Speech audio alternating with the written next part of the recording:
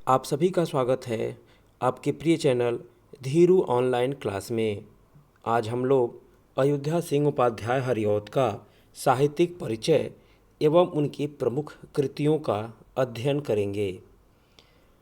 साहित्यिक परिचय परीक्षा में कैसे लिखा जाता है, तो ये 4 शीर्षक है। इन 4 शीर्षक को केंद्र में रखकर ही इस प्रश्न का आंसर लिखा जाता है। पहला साहित्यिक परिचय, साहित्यिक योगदान, रचनाएं और फिर साहित्य में स्थान। तो आइए देखते हैं साहित्यिक परिचय। श्री अयोध्या सिंह उपाध्याय हरिऔध आधुनिक हिंदी खड़ी बोली के पहले महाकवि थे। इन्होंने काव्य के क्षेत्र में भाव भाषा दोनों दृष्टियों से नए नए प्रयोग किए और युगानुरूप नवीन आदर्शों की प्रतिष्ठा की। हरिऔध का जन्म 1865 ईस्वी में ब्राह्मण जो है परिवार में हुआ था, निजामाबाद में जो है। इनके पिता का नाम पंडित भोला सिंह और माता का नाम रुक्मिणी देवी था। भोला सिंह के बड़े भाई पंडित ब्रह्म सिंह जो है ज्योतिष के अच्छे विद्वान थे। हरिऔध जी की प्रारंभिक शिक्षा इन्हीं की देखरेख में हुई थी। मिडिल परीक्षा पास करने के पश्चात ये काशी के क्वींस कॉलेज में पढ़ने के लिए भेज दिए गए, किंतु वहाँ पे उनका पढ़ने का मन नहीं लगता था, इसीलिए वो दोबारा जो है आजमगढ़ चले आए और इन्होंने घर पे ही अंग्रेजी और उर्दू की शिक्षा का अध्ययन किया। हरिऔध जी का विवाह 1882 ईस्वी में संपन्न होता है। विवाह के पश्चात इन्हें आर्थिक संकट का सामना करना पड़ा, इसीलिए सर्वप्रथम ये निजामाबाद के तहसीली स्कूल में जो है लगभग 3 वर्षों तक अध्यापन कार्य किया। तदुपरांत ये कानूनगो हो गए और उत्तरोत्तर उन्नति करते हुए सदर कानूनगो के पद तक पहुंच गए। उसके बाद 1909 ईस्वी में इन्होंने सरकारी नौकरी से जो है अवकाश प्राप्त कर लिया। उसके बाद काशी हिंदू विश्वविद्यालय में जो है अवैतनिक माने बिना वेतन लिए हुए जो है अध्यापन कार्य करते रहे।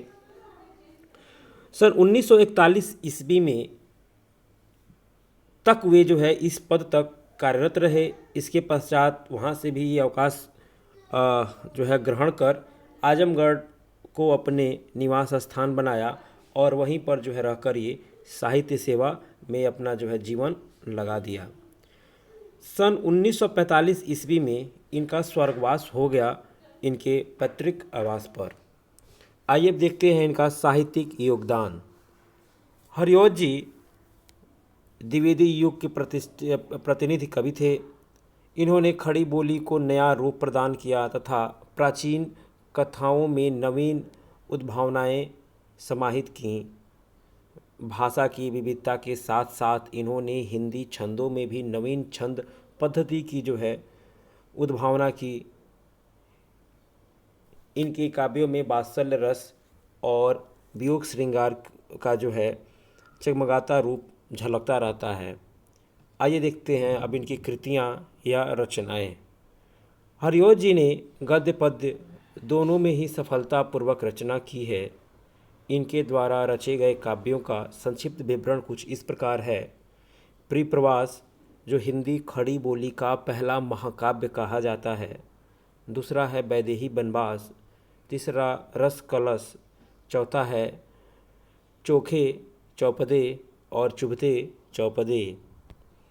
इसके बाद इसके अतिरिक्त हरिऔध जी ने के अन्य काव्य ग्रंथ हैं, जैसे कि है बोलचाल जो है, ऋतु मुकुल, परिजात, पद्म प्रसून जो है, काव्योपवन जो है, प्रेम प्रपंच। ये सारी इनकी जो स्क्रीन पे जो इतनी रचनाएं दिख रही हैं, ये सारी इनकी रचनाएं हैं।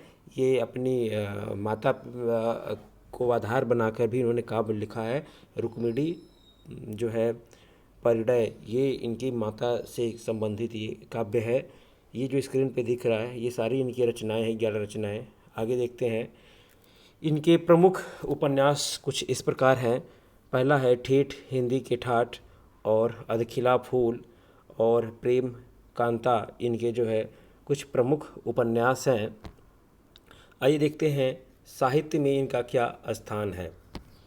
तो निसंकोच हम कह सकते हैं कि अयोध्या सिंह उपाध्याय हरिऔध की काव्य प्रतिभा विविध क्षेत्रों में थी।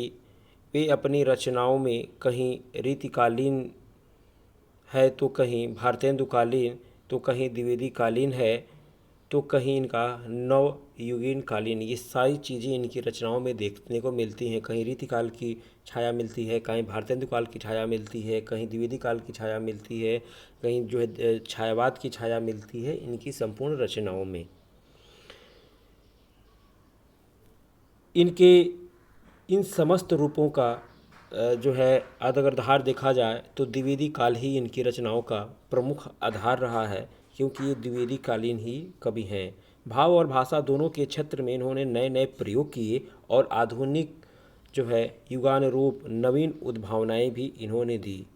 निसंकोच हम ये कह सकते हैं कि ये हिंदी भाषा के एक गौरव थे, एक नक्षत्र जो वो कहा जाता है कि ध्रुवतारा के रूप से जो है ये अटल थे, और हिंदी के क्षेत्रों में इनका योगदान अतुलनीय योगदान है। इस तरीके से हम लोगों ने अयोध्या सिंह उपाध्याय हरिऔध का साहित्यिक परिचय, उनकी रचनाएं और उनका साहित्य में स्थान देखा। परीक्षा में आपको ऐसे ही लिखना है, तो आप इस प्रश्न को जितना बेहतर हो सके आप इसे तैयार कर लीजिए। आज की वीडियो के लिए आप सभी को बहुत बहुत धन्यवाद। अगला वीडियो मैं साहित्य अकादमी पुरस्कार पे दूंगा कल। धन्यवाद।